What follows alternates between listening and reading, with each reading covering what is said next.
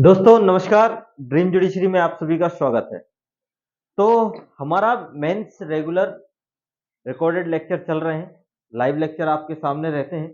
जो भी आपको क्वेरी वगैरह आती है, जो भी आपको डाउट वगैरह आते हैं, आप हमारे ऑफलाइन इंस्टीट्यूट पे आके पूछ सकते हैं।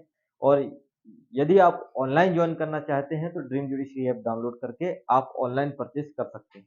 बहुत सारी सुविधाएं हैं और इस सुविधा में एक दुविधा ये है, सबसे बड़ा कॉन्सेप्ट यही है जो कि फर्स्ट लेक्चर में मैंने बोला कि लिखना कैसे है।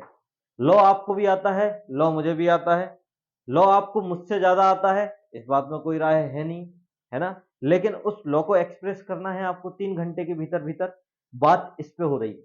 बात हो रही है एक प्रॉपर आंसर होना चाहिए। उस प्रॉपर आंसर को कैसे लिखना चाहिए, बात इस पे हो रही है। हो रही है ना बात।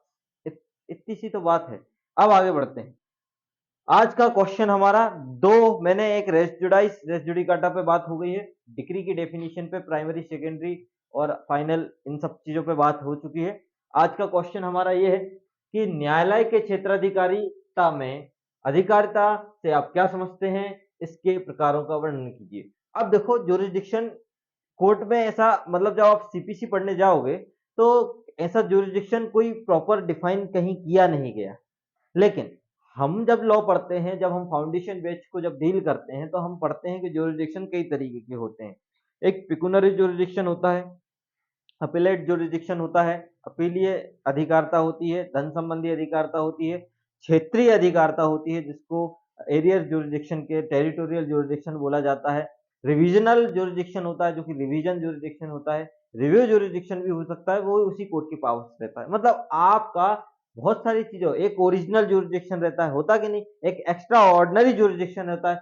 बहुत तरीके की ज्यूरिसडिक्शन हम इसमें डील कर सकते थे, लेकिन हम करेंगे जो हमें सीपीसी में दिया है और जो मुझसे पूछना चाह रहा है, क्योंकि हम अननेसेसरी क्यों उसको डील करें। पहले कंडीशन ये होता है। देखो अब क्या होता है। सबसे पहले मैंने इंट्रो लिखा। क्या लिखा भैया? इंट्रो। सबसे पहले इंट्रो लिखा और इंट्रो में मैंने ये बताया कि भैया ज्यूरिसडिक्शन का मीनिंग होता क्या है।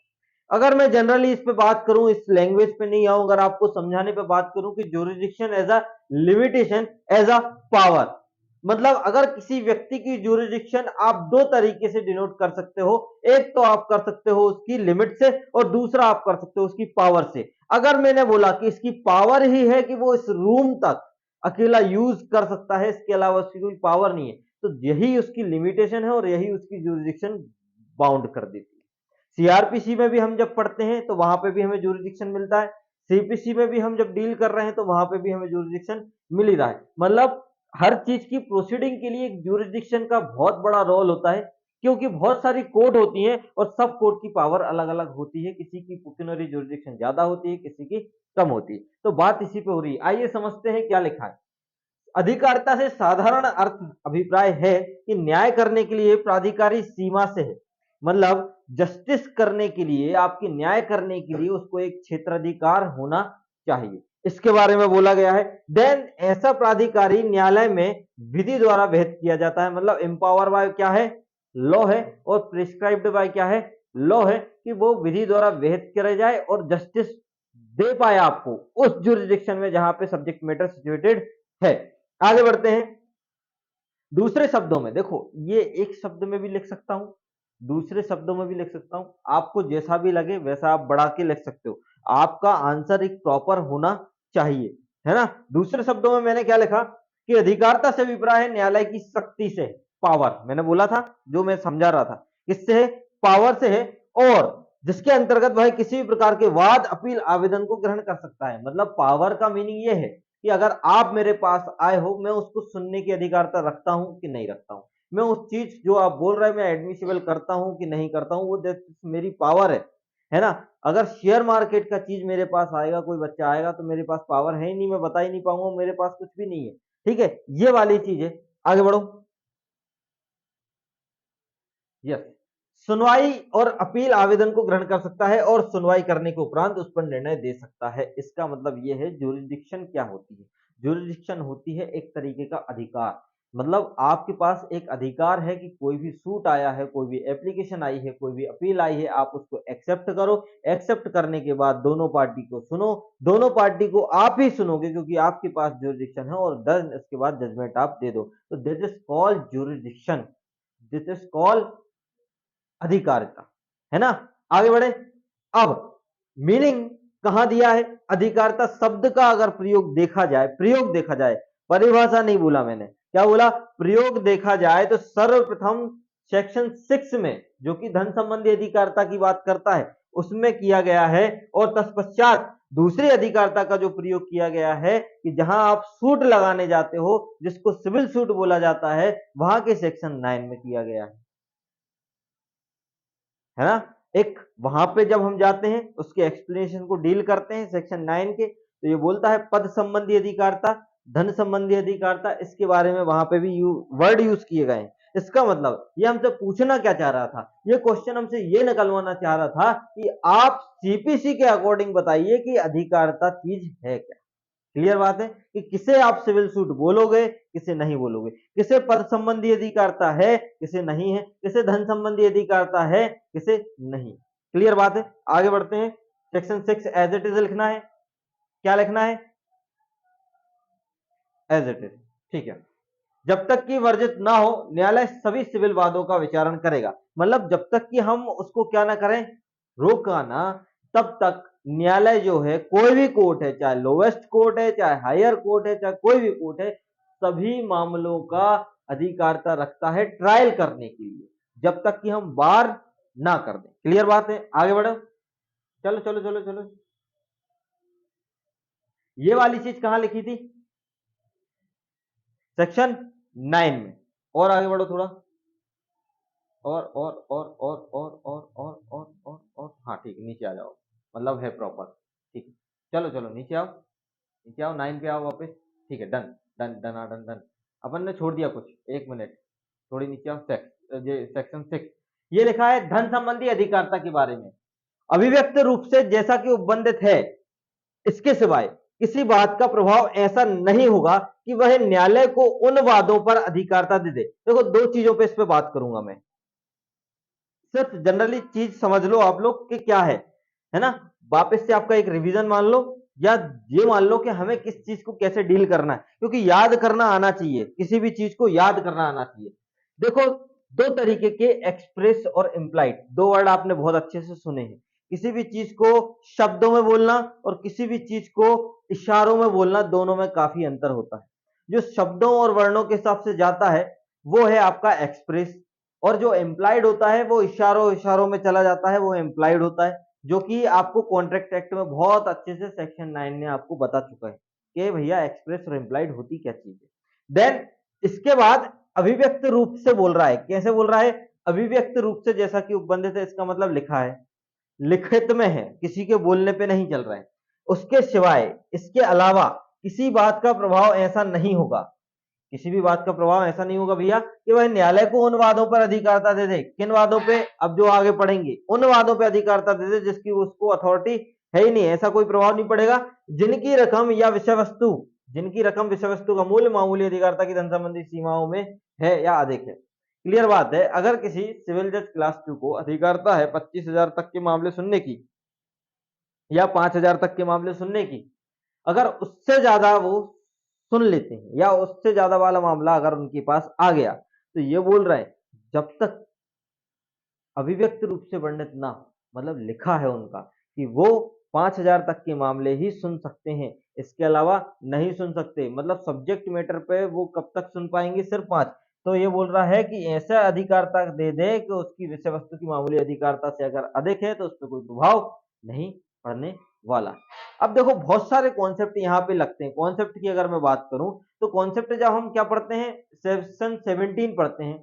कॉन्सेप्ट जब हम क्या पढ़ते हैं, सेक्शन 18 पढ़ते हैं। कॉन्सेप्ट हम जब क्या पढ़ते हैं, सेक्शन 24 भी हमने डील किया है बहुत अच्छे से, वो भी जुरिडिक्शन के बारे में बता देता है। ट्रांसफर जब हम करते हैं, विड्रॉ जब हम करते हैं, बहुत सारी चीजें ऐसी हैं जो हमें बता देता है कि कोर्ट में मामला तो जाता है, लेकिन ट्रायल वही कोर्ट करता है जिसको प्रॉपर जुरिडिक्शन होती है। इसका मतलब ये थोड़ी कि किसी कोर्ट में मामला नहीं जाता फिर ट्रांसफर की एप्लीकेशन लगा दी जाती है कि प्रॉपर कोर्ट में जाता। तो बहुत सारी चीजें ऐसी हैं। और अगर उन्होंने एग्जीक्यूशन उन्होंने डिग्री पास कर भी दी तो वो वैलिड मानी जाती है, वॉइड नहीं मानी जाती। ये भी पढ़ा हमने कि नहीं पढ़ा, कि अगर उन्होंने डिग्री भी पास कर दी तो भी उसकी वैलिडिटी रहेगी, ये भी हमने आगे पढ़ा है। लेकिन हमें सिर्फ और सिर्फ अभी अधिकारिता पे रहना है, इसलिए हम उसको डील कर रहे हैं। तो आपको याद हुआ कि नहीं हुआ? 3 चीजें इसमें याद रखना। पहली चीज, अभिव्यक्त रूप से जब तक कि वर्जित ना हो और उसके सिवाय किसी भी न्यायालय को ऐसी अधिकारिता है जो उसकी मामूली विषय वस्तु की अधिकारिता से अधिक, सीमाओं से अधिक अगर हो तो उस बात का ऐसा प्रभाव नहीं पड़ेगा। अब ये इतनी आपकी एज इट इज, अगर आप सेक्शन 6 लिख के आ रहे हैं देन इसके बाद आप जुरिडिक्शन को भी दर्शा रहे हैं कि पिक्यूनरी जुरिडिक्शन होता क्या है, तो आपके नंबर मिल सकते हैं। अभी इसके अलावा भी बताऊंगा कि कंटेंट में और क्या आप डाल सकते हो, लेकिन एक प्रॉपर आंसर तो इसी टाइप में बनेगा। आप मैनेज कर सकते हो, आप इसमें बढ़ा भी सकते हो कुछ चीज और घटा भी सकते हो कुछ चीज, उसके लिए मना ही नहीं है। ठीक है, देन आगे बढ़ते हैं। चलिए, हाँ, फिर आते हैं सेक्शन 9 पे, क्योंकि आपकी सीपीसी में दो ही तरीके की अधिकारिता का यूज कर रहे हैं। जब तक कि वर्जित ना हो, न्यायालय सभी सिविल वादों का विचारण करेंगे, जब तक कि रोकेंगे नहीं, चाहे उनको अधिकारिता हो चाहे नहीं हो। ये स्टेटमेंट मैं पहले भी दे चुका हूं और अभी भी इन्हीं ने सेक्शन 9 में लिखा। क्या लिखा? न्यायालय को इसमें अंतर्विष्ट उपबंधों के अधीन रहते हुए, मतलब न्यायालय को जो भी प्रोविजन सीपीसी में दिए गए हैं उसके अधीन रहना है, उसको विचार करते हुए चलना है। क्या बोला है कि उन वादों के सिवाय जो सूट ऐसे लगाए हैं उनके अलावा, क्या बोल रहा है, जिनका उनके द्वारा संज्ञान, संज्ञान होता है कॉग्निजेंस लेना, और कॉग्निजेंस अभिव्यक्ति या विवक्षित रूप से, मतलब इंप्लाइड या एक्सप्रेसली क्या करता है, रूप से वर्जित है। इसका रुको रुको रुको, थोड़ा नीचे करो, बस बस बस बस बस बस, फिर से डील करते हैं इसको, अगर आपको समझ में नहीं आया। न्यायालयों को इसमें अंतर्विष्ट उपबंधों के अधीन रहते हुए जो लिखा है उसके छोड़ के, ये बोल रहा है उन वादों के सिवाय, ऐसे वाद जो इस अधिनियम में न्यायालय को सोचना पड़ेंगे, उस प्रोविजन के लिए अलग से कोई प्रोविजन बने, उनको छोड़ दो। ये बोला जिनका उनके द्वारा संज्ञान, जिनका ऐसे कोर्ट के द्वारा कोई कॉग्निजेंस लिया जाता है, वो एक्सप्रेसली लिया जाता है या इम्प्लाइडली लिया जाता है, और उस पे वर्जित किया है उसको लेने से। क्यों? क्योंकि वो दूसरे सब्जेक्ट मैटर है, वो दूसरा क्या है, सूट लगा है ना, उनपे वो सुन नहीं सकता। कौन सा कोर्ट? वो कोर्ट, क्योंकि सीपीसी के प्रोविजन के अधीन सूचना है।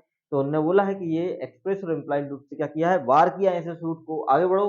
तो तो सिविल प्रकृति के सभी वादों के विचारण करने की अधिकारिता होगी, जब तक कि किसी भी कोर्ट को एक्सप्रेसली, इम्प्लाइडली, विवक्षित या अभिव्यक्त रूप से वर्जित ना कर दिया जाए, तब तक वो कोर्ट सभी मामलों का विचारण कर सकेगी। मतलब आपको बार करना पड़ेगा, आपको लिखित में देना पड़ेगा कि सिविल जज क्लास 2 इतने तक के मामले सुनेगा, सिविल जज क्लास फर्स्ट इतने तक के मामले सुनेगा, डीजे साहब अनलिमिटेड मामले सुनेंगे। इस तरीके से लिखित में चाहिए है या इम्प्लाइडली चाहिए है, और आप उसको बार करो कि तुम्हारी जुरिडिक्शन भैया ये है, तुम ये सुन नहीं सकते, क्योंकि सीपीसी में लिखा है। क्लियर बात है? आगे बढ़ जाए। याद हो रहा कि नहीं हो रहा? पहली चीज है, एक एक चीज। चलो आगे बढ़ो। एक्सप्लेनेशन फर्स्ट, बहुत शानदार एक्सप्लेनेशन है। ये बताता है कि क्या सिविल सूट मानोगे और क्या नहीं मानोगे। पूरी एक लिस्ट आती है, और लिस्ट प्री के लिए भी बहुत इंपॉर्टेंट है, और शायद इंटरव्यू में भी अगर पूछ लिया जाए कि बताइए सिविल सूट लगेगा कि नहीं लगेगा, तो पहली चीज आपको एक समरी को समझना आना चाहिए कि वो वास्तविकता में पहले सिविल सूट है या नहीं। पहले तो आप वहीं पे आप अपना दिमाग चलाना स्टार्ट कर देना। ये बोला वाद जिसमें संपत्ति संबंधी या पद संबंधी दो तरीके के अधिकार दिए इनने। कौन से संबंधी भैया? एक आपका है संपत्ति संबंधी, और दूसरा आपका है पद संबंधी अधिकार प्रतिवादित है। इस बात के होते हुए भी कि ऐसा अधिकार धार्मिक कृत्यों और कर्म कृत्यों, ये भी बहुत विनिश्चय का पूर्ण रूप से अवलंबित है, सिविल प्रकृति का वाद है। क्या होता है?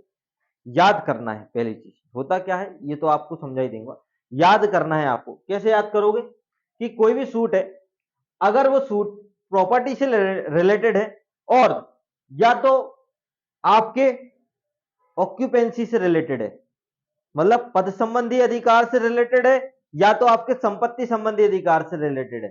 क्योंकि सिविल सूट दो ही मामलों में बनते हैं, ठीक है। एक तो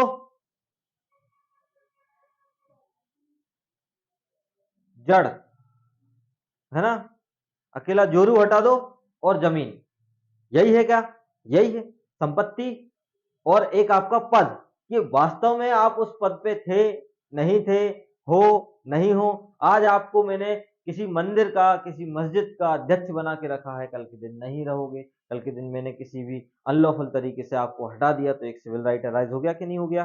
ट्रस्ट संबंधी, ट्रस्ट में मामला आता है पद संबंधी, ठीक है। तो ये ऐसा धार्मिक कृत्य उन्होंने लिख दिया। अब ये ऐसा अधिकार कहाँ कहाँ जाना चाहिए? एक तो धार्मिक कृत्य पे होना चाहिए, या तो आपके जो एक्ट वगैरह करते हो उस पे, जमीन पे खेती करते हैं वो वाली चीज, है ना।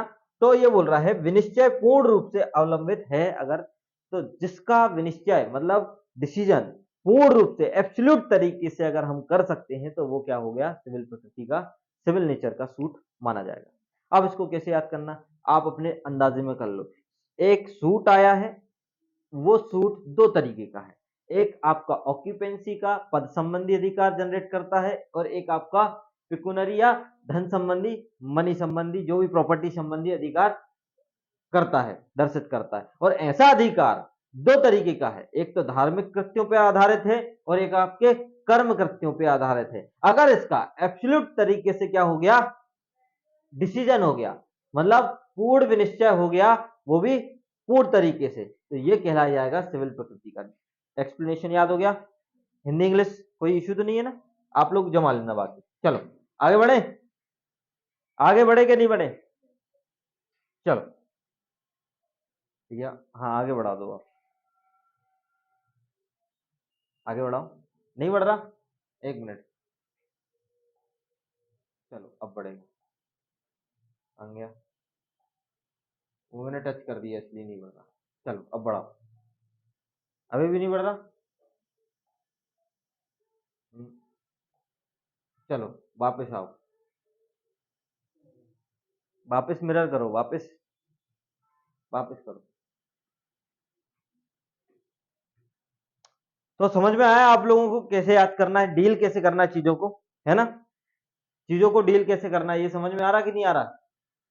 और मेंस आंसर राइटिंग के लिए प्रैक्टिस, लिखने की प्रैक्टिस होनी चाहिए, अंडरस्टैंडिंग नहीं भैया। आपका दिमाग क्या चलता है, लिखाई के साथ चलना चाहिए, कि इसके बाद ये, इसके बाद ये, इसके बाद ये, इसके बाद ये, क्या हो गया? नहीं हो रहा? मिलना चाहिए यार इतने के बाद तो।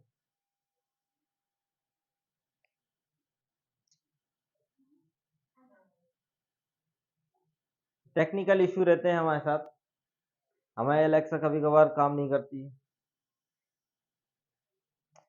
हम बोलते हैं ऊपर जाओ तो रुक जाता है। क्या हुआ?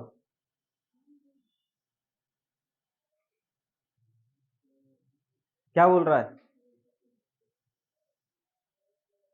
भैया? क्या बोल रहा है, क्या बोल रहा है?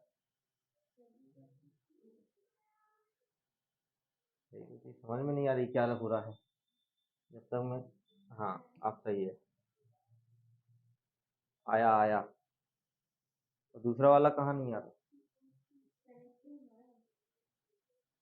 कनेक्ट हो रहा है? ध्यान दो तो फिर, चलो।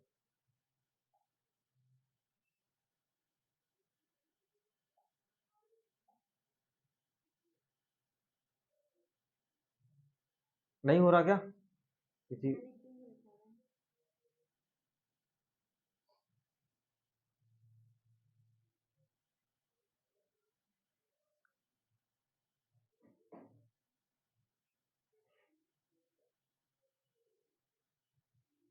चलो छोड़ो तो फिर, अब क्या ही बोले।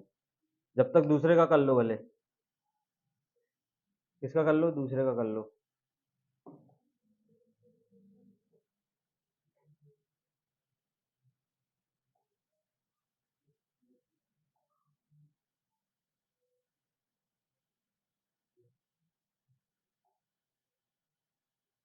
1 सेकेंड, तभी तो आपको समझ में आएगा जो मैं करना चाह रहा हूँ, है ना। शायद हो सकता है कि इस चक्कर में नहीं आ रहा हो, बाकी ठीक है, चलो डन। अब करो जरा, है ना, करो करो करो। आया?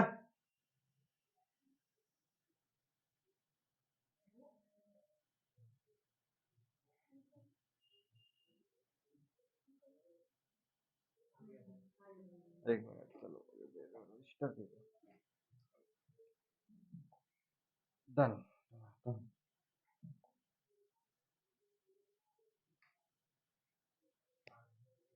आ गया ना, अपडेट मांग रहा था, थोड़ा अपडेट का प्रॉब्लम होता है। चलो ये मैनेज करना पड़ेगा अगर मेंस राइटिंग सीखनी है तो, नहीं तो कोई बात ही नहीं है। चलो आगे बढ़ते हैं। अधिकारिता के प्रकार कहाँ है, यहाँ है। एक्सप्लेनेशन 2 पे आ जाते हैं। इस धारा के प्रयोजन के लिए यह बात तात्विक नहीं है कि स्पष्टीकरण एक में निर्दिष्ट पद के लिए कोई फीस है या नहीं, अथवा पद किसी विशिष्ट स्थान से जुड़ा है या नहीं, यह आवश्यक ही नहीं है भैया। आपकी ऑक्यूपेंसी पे अगर कोई क्वेश्चन राइज हो रहा है तो हमें बिल्कुल आवश्यक नहीं है। आपका अगर पद संबंधी कोई भी राइट है, कोई भी राइट है, फॉर एग्जाम्पल अगर मैं बोलूं कि अगर कहीं समाज में भोजन चल रहे हैं और उस समाज के अध्यक्ष को नहीं बुलाया गया, या आप उस अध्यक्ष को निकाल दिया गया उस समाज को और उसको पता ही नहीं चला, तो ये बोल रहा है कि आप उस पद पे हो नहीं हो वो कोई मैटर नहीं करता। आप वहां से जुड़े हो, समाज से नहीं जुड़े हो, लेकिन अगर आप पहले थे और आपको इस चीज का कोई पता ही नहीं है, तो ये बोल रहा है कि भैया वो उससे मैटर नहीं करता। एक्सप्लेनेशन 1 में कोई फीस है नहीं है, कोई पद जुड़ा है नहीं जुड़ा है, उससे कोई मैटर नहीं करता है। मैटर यह करता है कि आपके दो तरीके के राइट का वायलेशन होना तय है, एक तो धन संबंधी और एक तो पद संबंधी, और दोनों के अधिकार एक तो कृत्य संबंधी और एक धार्मिक कृत्य संबंधी दोनों से जुड़ा होना चाहिए, तभी वो सिविल राइट बनेगा। अब कल के दिन प्री में भी अगर ये आता है ना, तो आपको ये दोनों चीजों पे फोकस रखना है, तब जाके आपका आंसर गलत नहीं हो सकता। क्लियर बात है, पहली चीज। आगे बढ़ते हैं, चलो ज्यूरिडिक्शन के प्रकार के बारे में बात करते हैं।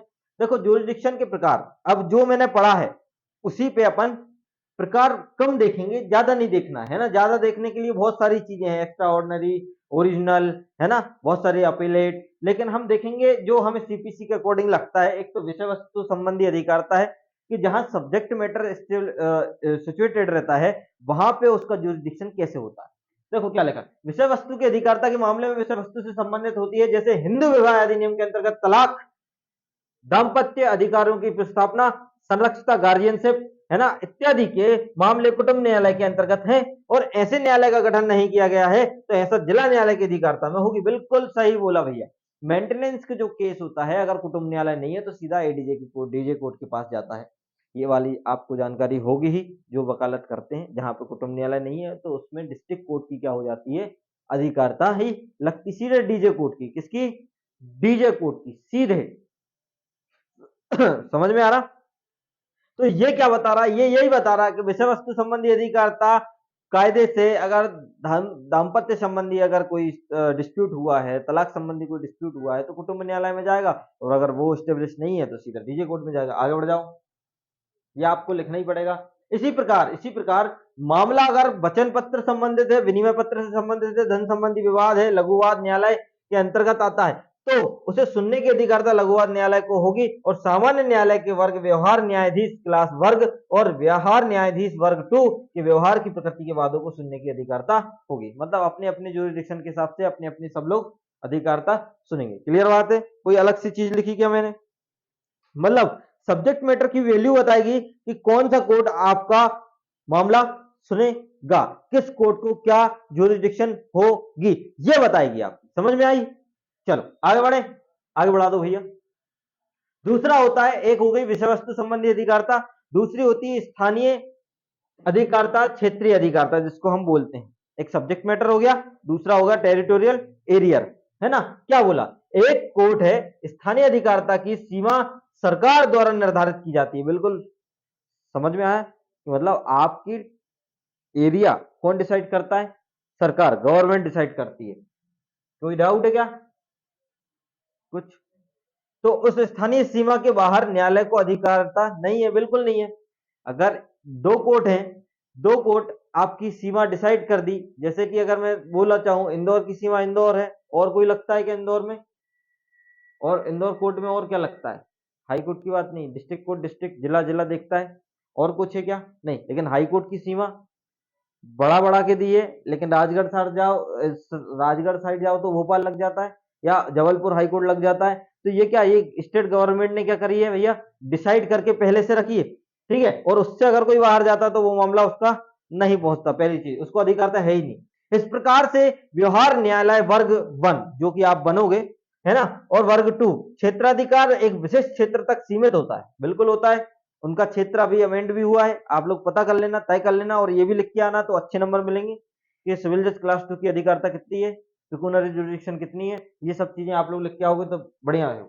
ये पुराने हैं इसलिए इसमें अमेंड नहीं है। क्षेत्र तक सीमित होता है। इसी प्रकार से उच्च न्यायालय को भी सामान्यतः राज्य विशेष अधिकार की सीमा के अंतर्गत क्षेत्र अधिकार होता है। इस पर मैं पहले भी बात कर चुका हूं। आगे बढ़ाओ। अब तीसरी अधिकारिता आती है धन संबंधी, ठीक है, और इनको याद करने का सबसे अच्छा तरीका है आप एक सिनॉप्सिस बना लो, और उस सिनॉप्सिस पे आप एक थ्योरी वर्ड लिखना, मतलब की पॉइंट लिखोगे ना, तो आपका 5 मिनट में भी रिवीजन तो 5 मिनट में हो सकता है, लेकिन एक बार अगर रट लिया 5 मिनट को 15 पेज में लिखना स्टार्ट कर दो, आपका मैं गारंटी चैलेंज दे रहा हूं कि आज आपको रटने की आवश्यकता हो रही, कल के आपके दिन लिखने की आवश्यकता होगी। आपको रटा हुआ ऐसे जबान पे याद होगा, बस लिखना आना चाहिए आपको हर चीज, ठीक है। अब धन संबंधी अधिकारिता वही राज्य सरकार द्वारा तय की जाती है, जिसके आधार पर प्रत्येक न्यायालय का वाद विषय वस्तु के मूल्यांकन के आधार के संदर्भ में पृथक विधि बनाई जाती है, जिसमें संशोधन करने का अधिकार राज्य सरकार को होता है। आज मैंने बोला सिविल जज क्लास 2 को 5000 तक के मामले सुनने की अधिकारिता है, कल के दिन राज्य सरकार ने, स्टेट गवर्नमेंट ने एक अमेंड करा कि नहीं 5000 तक के मामले नहीं सुनेगा, ये सुनेगा 10,000 तक के मामले। क्लियर बात, ये अमेंड करने की अधिकारिता है। देन इसके बाद कोई भी न्यायालय अपनी धन संबंधी अधिकारिता क्षेत्र से बाहर किसी बात को ग्रहण नहीं कर सकता, और अधिकारिता के अभाव में पारित डिक्री अकृत या शून्य होती है। अगर अधिकारिता के अभाव में आपने कोई डिक्री पारित कर दी तो वो शून्य होती है, क्योंकि वो धन संबंधी अधिकारिता है, सब्जेक्ट मैटर संबंधी बिल्कुल भी नहीं, मतलब एरियर संबंधी अधिकारिता की बात नहीं हो रही, यहाँ पे बात हो रही धन संबंधी अधिकारिता की, कि आपको पावर ही नहीं है, स्टेट गवर्नमेंट ने आपको पावर ही नहीं दी, और आप 25 लाख का मामला कैसे सुन लोगे? बात तो ये है ना। और आपने डिग्री भी जनरेट कर दी तो उसकी कोई वैल्यू ही नहीं है सर, है क्या? नहीं है। आगे बढ़े। ओरिजिनल या प्रारंभिक और आपकी अपीलेट ज्यूरिडिक्शन सेम वही है। निर्णय के बाद जब आता है अपीलेट ज्यूरिडिक्शन में जाता है, तो अपीलेट ज्यूरिडिक्शन में कोई गलती या त्रुटि के संबंध में ज्ञापन स्वीकार करने से होता है। ये आप लोग लिख लोगे आराम से, ये आपके सामने है, इतना ही लिखना है, ज्यादा बिल्कुल नहीं लिखना है। आगे बढ़ जाओ। नोट डाल दिया मैंने। क्यों? क्या पक्षकारों की सहमति से न्यायालयों को अधिकारिता दी जा सकती है? इसका आंसर है भैया नो। अगर पक्षकार बोले कि नहीं हम तो जम्मू कश्मीर में, मैं जम्मू में रहता हूँ, तुम कश्मीर में रहते हो और जम्मू में प्रॉपर्टी है, बोले नहीं एक काम करते हैं अपन तो हिमाचल प्रदेश में कर लेते हैं। अगर इस तरीके की बेफिजूल वाली बातें अगर बोली उनने और आपकी कंसेंट हो गई, आपने बोला, तो भैया कोर्ट बोलेगा नहीं नहीं नहीं, ऐसा कुछ नहीं होता। जिस जगह पे सब्जेक्ट मैटर सिचुएटेड है उस कोर्ट को क्या होगी? ज्यूरिडिक्शन होगी, अधिकारिता होगी। देन आगे। अब ये एक क्वेश्चन का आंसर हो चुका है, हो गया कि नहीं हो गया? इसका आंसर मैं कल बताऊंगा, लेकिन इसके पहले सेक्शन 6 खोलो। सेक्शन 6 के बारे में कुछ शायद नहीं है, इतना काफी है। आप इतना भी अगर लिख के आओगे 4 नंबर में पूछा जा सकता है, लेकिन 8 नंबर में जब भी पूछा जाएगा तो सेक्शन 6 और 9 दोनों आएगा। देखो 9, अरे थोड़ा डिटेल बता लें दो 8 के हिसाब से। यहाँ पे कंप्यूटर अपने आप चलता है, हम कुछ नहीं बोल सकते। चलो 9 पे, यस 9 पे। 9 खत्म नहीं करना है, 9 शुरू करना है, बस नीचे आ जाओ, नीचे, बस बस बस।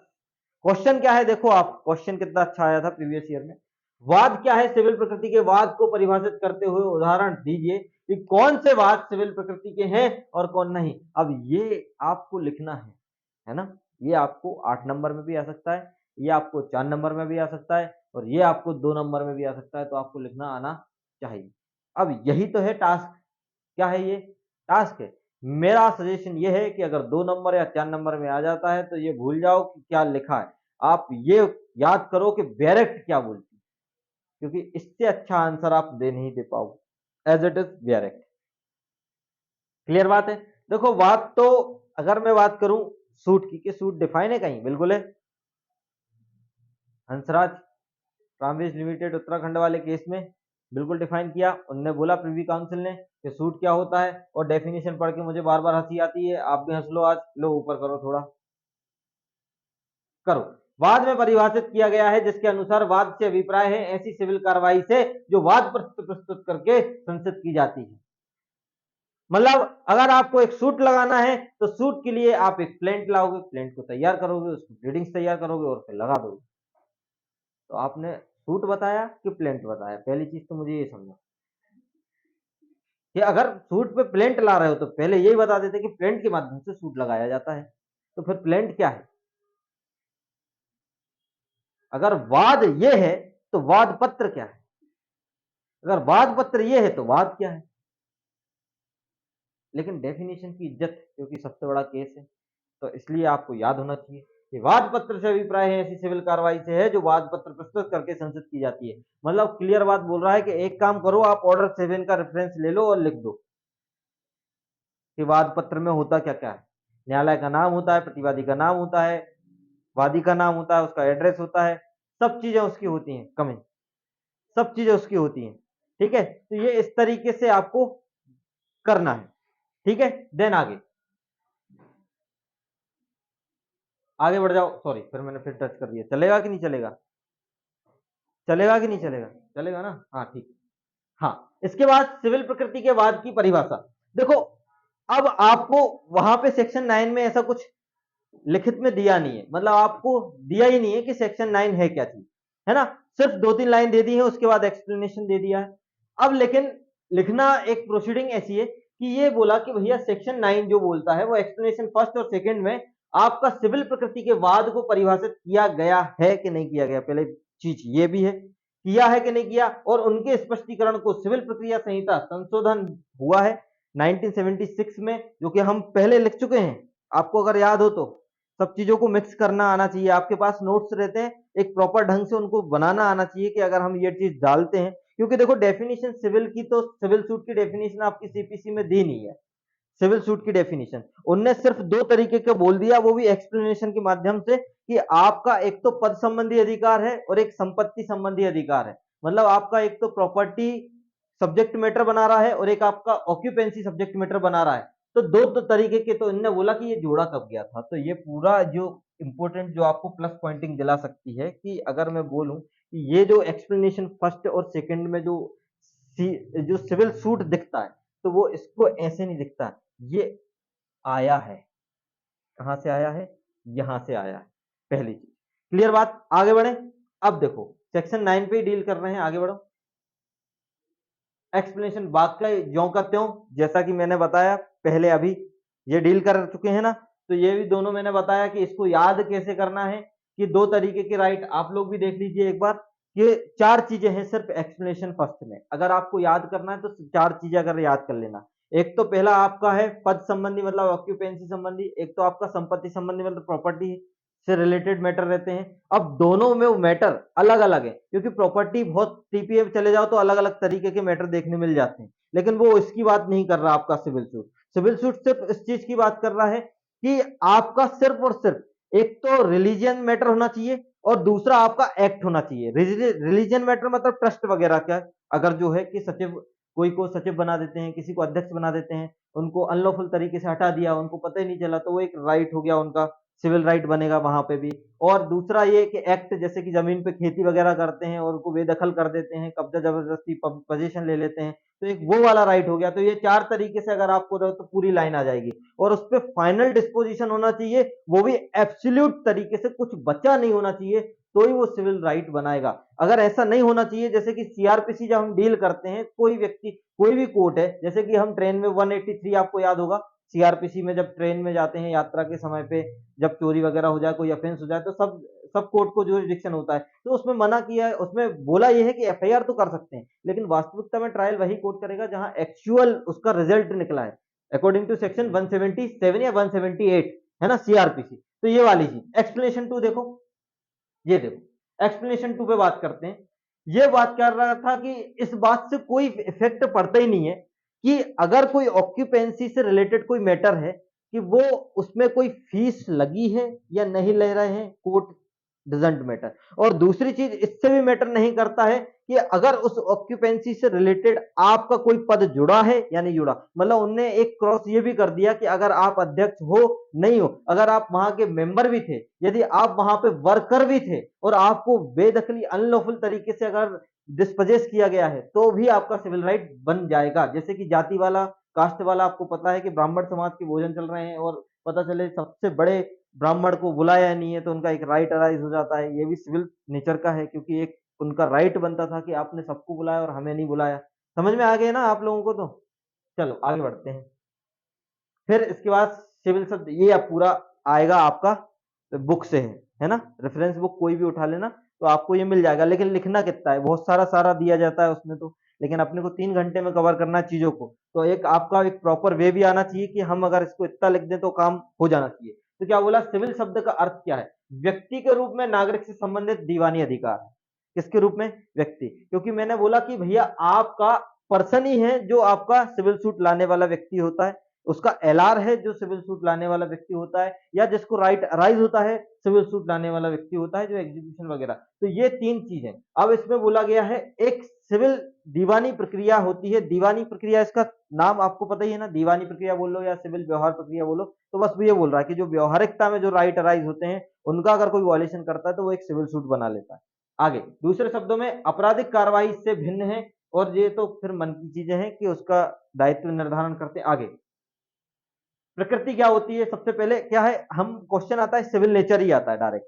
तो पहले हमने सूट पे बात करें, सूट के बाद हमने सिविल सेक्शन 9 पे बात करी कि सिविल सूट होता क्या है। फिर हम नेचर पे बात करेंगे, नेचर क्या है। किसी व्यक्ति या वस्तु, दो चीजों के नेचर दिखते हैं, एक तो आपकी थिंग्स है उसका देखेगा, और एक आपका व्यक्ति का। जैसे मेरा नेचर है, अच्छा भी हो सकता है बुरा भी हो सकता है। किसी आप थिंग्स का नेचर होता है, जैसे नागफनी कांटे वाली होती है, गुलाब ऊपर से कोमल होता है नीचे से काटने वाला होता है। सबके गुण दोष सबके अलग है। तो ये बोल रहा है कि पहचान, आवश्यक, चरित्र, किस्म, ये वस्तु की क्या बताती है, ये सब चीजें क्या बताती हैं, एक नेचर बताते हैं। और इस नेचर को इसलिए डिफाइन करना भी जरूरी है आपके सूट में, क्योंकि हर सूट सिविल नेचर का नहीं होता।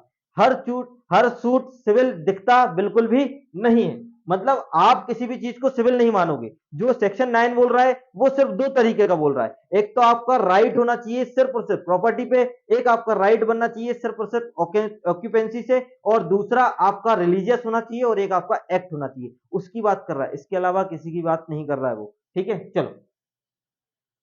धर्म, ये धर्म बता दिया कि धर्म क्या होती है। फिर जाति बता दी कि ये सबको ही पता है, धार्यते इति धर्मा। धर्म से अभिप्राय है कि धारण किया जाता है, जैसे धारण किया जाता है वो धर्म है। अब चाहे वो हिंदू हो, चाहे सनातन हो, चाहे मुस्लिम हो, चाहे ईसाई हो, अगर वो उसको धारण करता है, क्योंकि उनकी ड्रेस अलग अलग बनाई गई है ना, क्योंकि वो उनको धारण करने वाले व्यक्ति होते हैं। हम हैं तो हम भगवा, और वो हैं तो वो ग्रीन, वो ब्लैक कलर का, और ईसाई वाले हैं तो व्हाइट कलर का। ये सब चीजें धारण करते हैं जो धर्म को रिप्रेजेंट करते हैं। ठीक है। अब जाति की परिभाषा, जाति से देखो, ये पढ़ के इसलिए बता रहा हूं कि आप लोगों को एक दिमाग में सिनॉप्सिस होने चाहिए। उस टाइम पे मत सोचने लग जाना कि अब ऐसा लिखना है। इससे आपको पूरा प्रॉपर आपके हाथ पे होना चाहिए बहुत सारी चीजें, कि लिखना यही है, याद यही करना है। ऐसा है मतलब ऐसा है ही, इसके अलावा कुछ भी नहीं है। अगर इसके अलावा लिख दिया आपने, इतना लिख दिया ना, इसके अलावा भी आपके पास नोट्स रहेंगे, उसमें आप ऐड कर लो। केस लो जो रिसेंटली डालना है वो डाल लो, लैंडमार्क केस पे बात करना है वो भी कर लीजिए। जैसा आपको ठीक लगे आप वैसा कर सकते हो, लेकिन एक प्रॉपर वे में आपको 90% आंसर आपके हाथ में होना चाहिए। 10% ऊपर नीचे कर सकते हो आप, उसमें मिल जाएगा आपको। ठीक है, चलो। इसके बाद जाति के बारे में बता दिया, जो एक पर्टिकुलर क्वेश्चन उसमें पूछा जाता है कि सिविल नेचर जब भी बताएंगे तो एक एक्सेप्शन के केस पे इसका एग्जाम्पल बहुत अच्छे से दिया जाता है, क्योंकि यही बताता है कि सिविल सूट आप, क्योंकि जाति के मैटर आप फ्री में आता है, कौन सा सिविल सूट है कौन सा नहीं है। अब पाटीदार समाज का अगर भोजन चल रहा है तो उसमें पाटीदार ही आएंगे, उसमें कोई और समाज तो आ नहीं सकता। अब पता चले उनके पड़ोसी ब्राह्मण थे या उनके पड़ोसी शर्मा थे, अब उनको नहीं बुलाया, पाटीदार वालों को बुलाया। अब शर्मा जी बोले कि हम तो यार, हमें क्यों नहीं बुलाया, हम तो 20 साल से इनके पड़ोसी थे। तो this is not civil suit, क्योंकि वो पाटीदार समाज का मैटर। तो इसमें ये बताया गया। तो ये बोला जाति से अभिप्राय है कि पूर्ण समुदाय से। पहली चीज तो आपका एक कम्युनिटी होनी चाहिए, ठीक है। और जो अपने अपने नियम, उनके रूल्स और रेगुलेशन सबके अलग अलग होते हैं। होते कि नहीं होते हैं? होते हैं ना, सबके अलग अलग होते हैं। तो किसी वाद में मुख्य विचारणीय प्रश्न अगर जाति ही है, तो ये बोल रहा है जाति का कोई भी क्वेश्चन ऐसा नहीं होता। जनरल रूल ये है कि कोई भी अगर कास्ट से रिलेटेड अगर कोई क्वेश्चन अराइज होता है तो this is not civil suit, लेकिन उसके कुछ एक्सेप्शन जब हम डील करते हैं तो ये बोला, जैसे कि किसी व्यक्ति को जातिगत नियम जो मैं बता चुका हूँ, आगे आगे बढ़ जाओ, आगे बढ़ जाओ, ये तो बता चुका हूँ, आगे बढ़ जाओ, आगे भी वही है। अब ये सिविल सूट नेचर कौन कौन से हो सकते हैं, कौन कौन से नहीं हो सकते, इस पे मैंने एक ही चीज बोली है, अगर प्री की तैयारी कर रहे हैं तो प्री के लिए जो नहीं है वो याद कर लो, बाकी सब है जो मिल जाए फिर प्री में, जो नहीं है वो कम है ना। चलो अब अपनी डायरेक्ट वो वाली नोट्स निकालना जरा।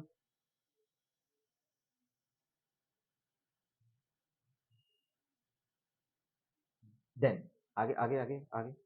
हाँ, देखो ये पूरा तोड़ के बनाया गया है, लेकिन हमेशा आंसर पैरा में देना ज्यादा अच्छा बेटर लगता है, क्योंकि कोई भी डायरेक्ट कोई भी चीज आती है ना तो वो पैरा में होती है, जैसे कि ये तो था ये। अब आपको देखो ये मेरे प्रॉपर नोट्स हैं, ये इस तरीके से अब देखने वाला भी कितने नंबर काटेगा ज्यादा से ज्यादा, अगर इसमें मैं सिर्फ रिसेंट अमेंड कर दूं तो, और ज्यादा से ज्यादा मैं एक 10 मिनट में 4 पेज ही लिख पाऊंगा, भले कितनी भी स्पीड हो मेरी, 10 मिनट में 4 पेज बहुत होते हैं, है ना। और कितनी भी स्पीड हो फिर भी अगर प्रॉपर राइटिंग अगर मुझे चाहिए तो 3.5 या 3 मान के चलिए आप। और जिसने डायरेक्ट पूरी लिखी है एज इट इज लिखी है, खासकर सेक्शन की डायरेक्ट तो एज इट इज होनी चाहिए। प्रोसीजर आप हिंदी में लिख सकते हो, प्रोसीजर की खुद की लैंग्वेज हो सकती है, उसमें कोई मना नहीं है, लेकिन अगर जो सब्सटेंटिव लॉ जो आपकी राइट बताते हैं तो उनके लिए तो आप कोशिश ये करना कि एज इट इज डायरेक्ट ही हो पाए, क्योंकि उसमें आपको ये मन से कुछ आता नहीं है, क्योंकि एक बार लॉ ने राइट दे दिए ना आपको तो उस राइट को आप तोड़ मरोड़ के नहीं बता पाओगे। जो लिखा है मतलब जो लिखा है, उन्होंने लिखा है जब तक कि संदर्भ से तत्प्रतिकूल प्रतीत ना हो, तो ये आपको एज इट इज होना चाहिए कंटेक्स्ट, अदरवाइज ये जो अनलेस जो आप लोग बोलते हो ना, तो ये आपको एज इट इज ही आना चाहिए। अब आपको ये नहीं बोलना चाहिए कि जिस कारण से हमने ऐसा ऐसा किया है, पढ़ने में अच्छा लगेगा लेकिन लैंग्वेज इशू रहता है बस, और कुछ नहीं है। नंबर कटने के सब किसी का मेंस बहुत अच्छा रहता है, आपने देखी कॉपी किसी की अभी तक, कैसी थी, निकला उनका। मैं आपको एक कॉपी बताऊंगा उस, हाँ उस कॉपी, वो कॉपी देखना इंग्लिश वालों की है, वो कॉपी देखना, उनने डायरेक्ट पूरी लिखी लेकिन उनका 1 नंबर से रुका इंटरव्यू भी, मतलब इंटरव्यू भी निकलने के बाद मेरिट लिस्ट से बाहर है, इंटरव्यू भी दिया है, 1 नंबर से रुका है। और रीजन मुझे अभी तक समझ में नहीं आ रहा, बहुत प्यारे आंसर लिखे हैं, मतलब बहुत, 4 नंबर में भी 2-2 पेज लिखे, और 8 नंबर में 6 पेज लिख के आए, अपने आप में बड़ी बात होती है वो। और मैंने उनसे एक ही चीज पूछी, मैंने बोला अगर आपकी जगह अगर मैं होता तो मैं मेंस में ही बाहर होता, जितना अच्छे आपने लिखा है, बाकायदा रिसेंट केस है, ऑब्जेक्ट है, इंट्रोडक्शन पार्ट है, लास्ट में कंक्लूजन भी डालने का उनको मौका मिला, और सब चीजें, और मार्जिन छोड़ के भी लिखा, ऐसा नहीं कि प्रॉपर, और पैराग्राफ मेथड पे भी लिखा। मुझे अभी तक समझ में नहीं आ रहा नंबर क्यों कटे, और वो दोनों कॉपी मेरे पास रखी है अभी, तो मैं सिर्फ दिखाने के लिए कि जुडिशरी के अलावा भी आपके पास एक बैकबोन लेने लेके मतलब एक बैकअप प्लान आपको लेके चलना चाहिए, मेरा पर्सनल सजेशन रहता है लोगों को। नहीं तो एज बढ़ती जाती है और कुछ हो नहीं पाता, लास्ट में फिर वही फील होता है कि यार क्या करा, इससे अच्छा तो कुछ और कर लेते, ये वाली चीज आ जाती है। तो एक बैकअप प्लान हमेशा लेके चलना चाहिए। 2 साल अपने आप को दो, लेकिन 2 साल से बाद तीसरे साल अपने आप को थोड़ा सा कम देना स्टार्ट करो, तीसरे साल से उन सब चीजों पे भी ध्यान दो जो आप 2 साल पीछे छोड़ के आ गए, कि वापस से करते हैं स्टार्ट।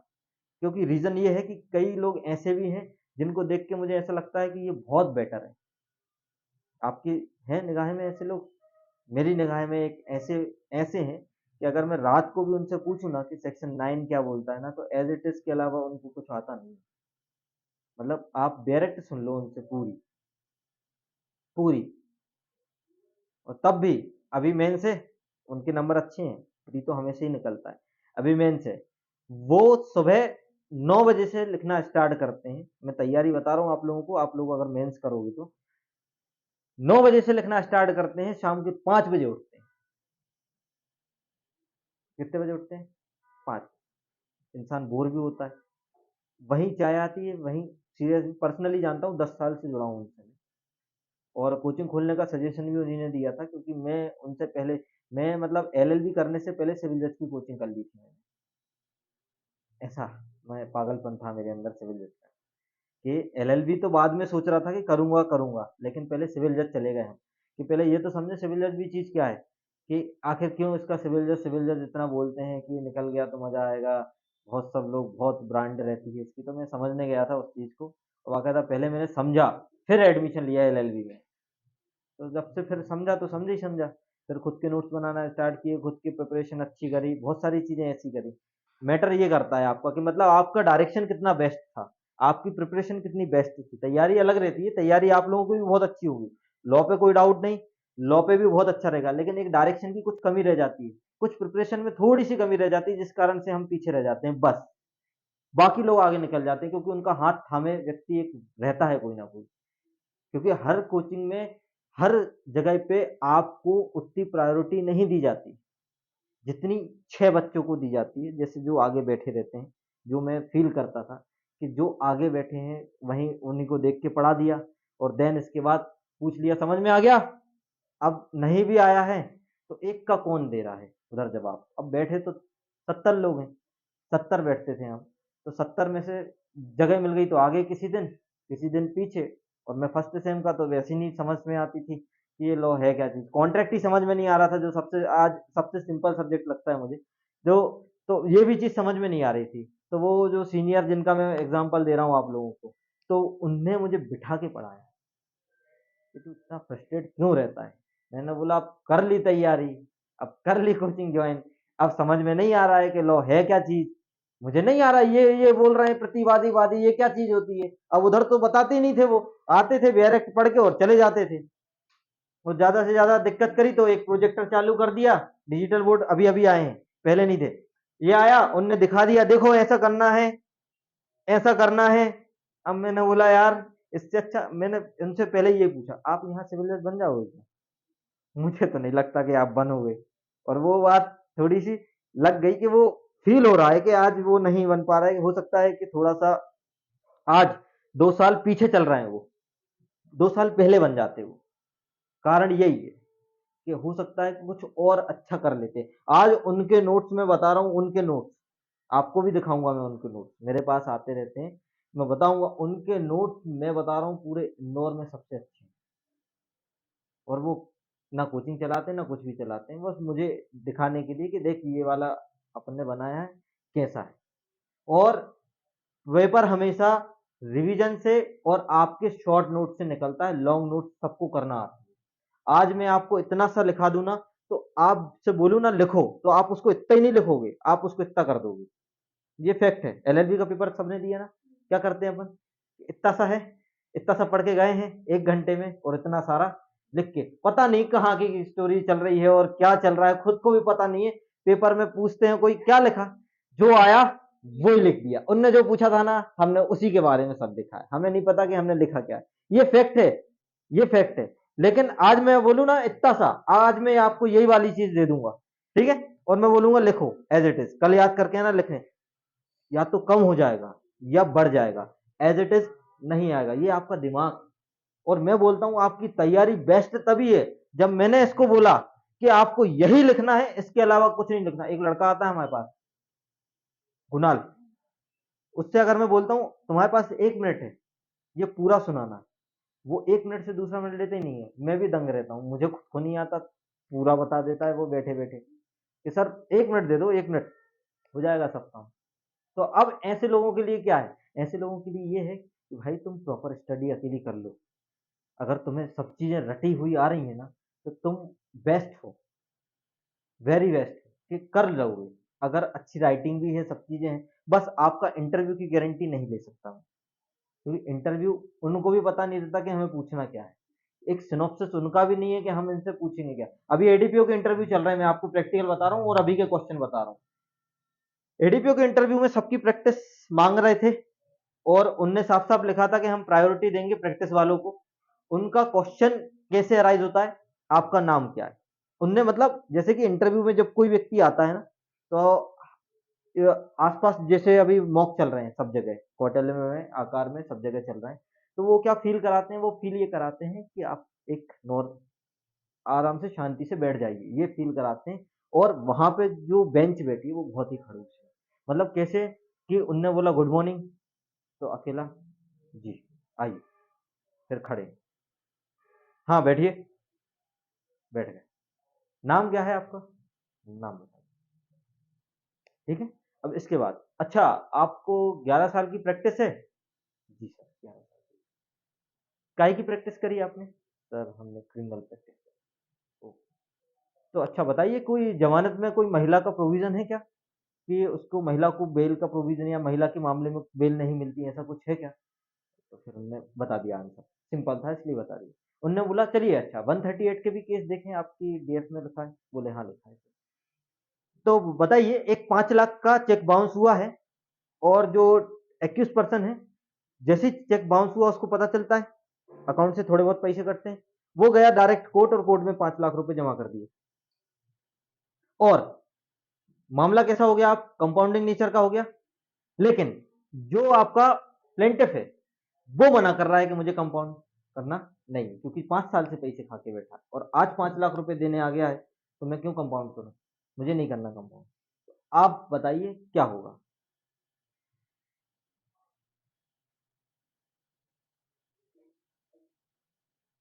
क्या होगा? ये उनको भी नहीं पता।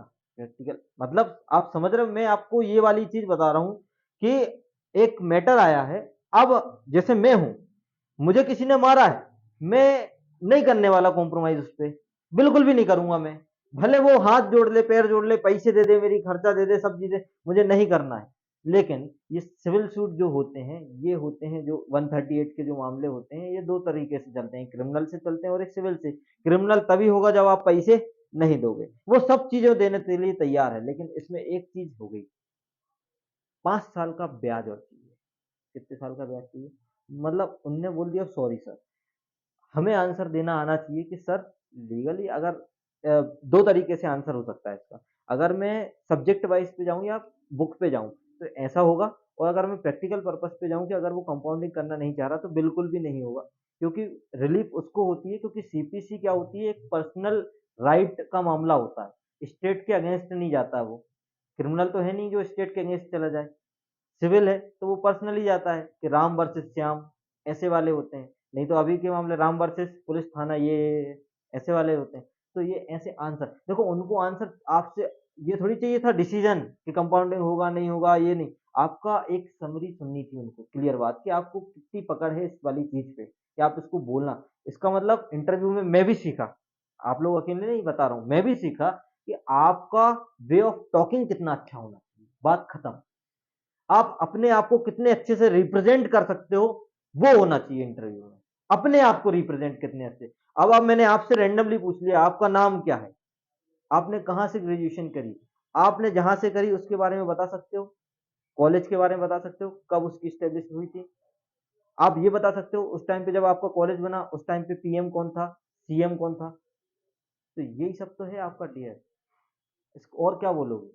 आपकी हॉबी क्या है? आपकी हॉबी से रिलेटेड क्वेश्चन। आज किसी ने बोल दिया मुझे मोटिवेशन मूवी देखना पसंद है, तो अब वो पता क्वेश्चन क्या हुआ? मोटिवेशन। आर्टिकल 370 की मूवी अभी आई, पता है कि नहीं? मूवी देखते हो? हाँ, 370 की मूवी अभी आई, तो 370 की मूवी मोटिवेशन मूवी है कि नहीं है?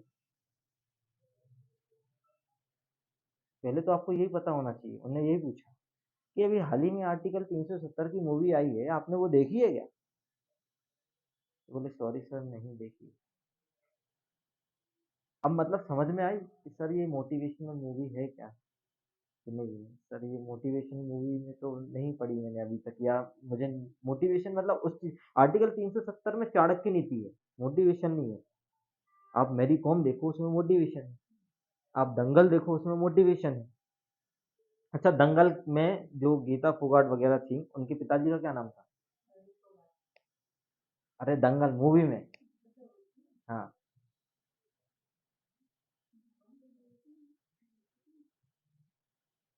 क्या क्या बोले? महावीर। महावीर। महावीर। तो देखो क्लिक नहीं हुआ ना। फिर वही सॉरी सर, ये क्वेश्चन है इंटरव्यू की, मैं सीरियसली बता रहा हूँ, मैं कोई ऐसा आसमान से क्वेश्चन नहीं बता रहा हूँ। सबसे बात करता रहता हूँ तब बता रहा हूँ। अभी और क्वेश्चन मिलेंगे आपको इंटरव्यू के, मैं तो सिविल पिछले बार के सिविल जज के क्वेश्चन भी याद है मुझे तो। एक क्वेश्चन हुआ था इंटरव्यू में, उनने पूछा था द्रौपदी का चीलहरण, द्रौपदी का चीलहरण हुआ था तो वो कौन सा ऑफेंस है आईपीसी के सेक्शन में? महाभारत देखी है? इनका पूछने का तरीका ये था, महाभारत देखी है? बोले जी सर देखी है। द्रौपदी का चिरहरण देखा है? बोले जी सर देखा है। तो ये कौन सा ऑफेंस है? वीडियो पॉज हो गया क्या? ठीक है, ये कौन सा ऑफेंस है? आईपीसी में ऑफेंस तो है कि नहीं है?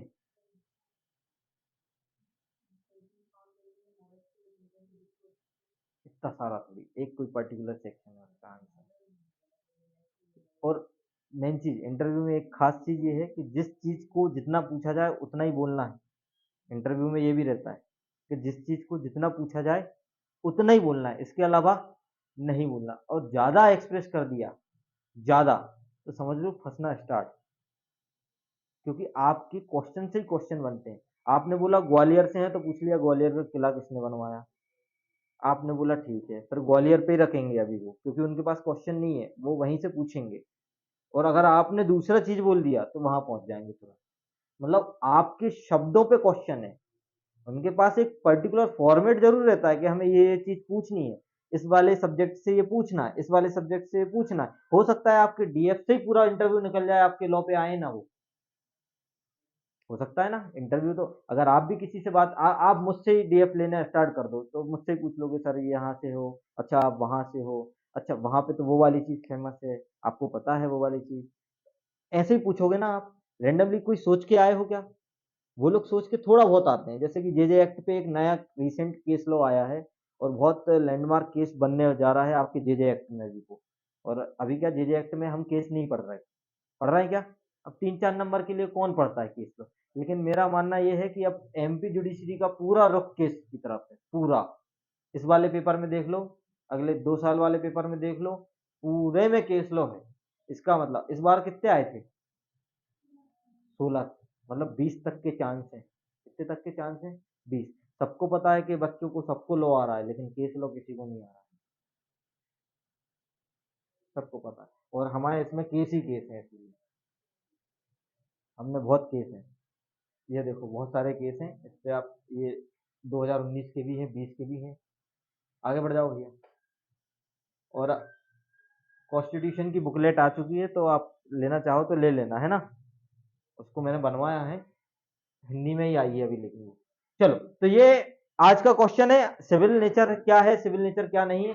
ठीक है, देन इसके बाद जजमेंट राइटिंग शुरू करते हैं। ओके डन, चलो।